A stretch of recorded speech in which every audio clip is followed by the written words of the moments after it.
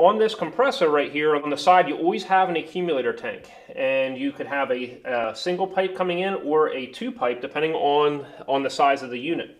And so this particular type of accumulator is going to have several different functions, but you have a tiny little pinhole down here on each of these two tubes, and that's because as the refrigerant is getting pumped through the system, it has oil as well with the refrigerant traveling through the system. And so the accumulator, this is the return coming back into the compressor, and then you have your discharge on the top.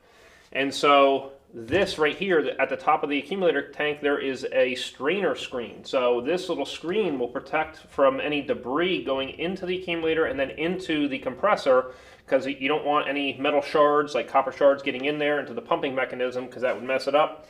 As well, you're going to have a varying amount of liquid refrigerant in this accumulator tank depending on the capacity. So if you're running at a lower capacity, you're going to have this accumulator tank more filled with liquid refrigerant.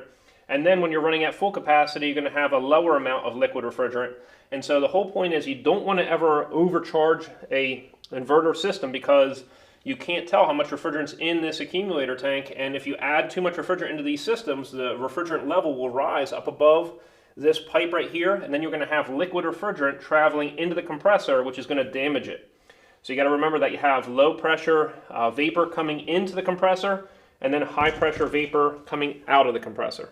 And make sure to check out our new book on inverter mini splits, and we go over the electrical operation of all the components inside. We go over the refrigerant related practices and a lot of the questions that you may have concerning these systems. So check this out in the full outline over at acservicetech.com in the mini split tab.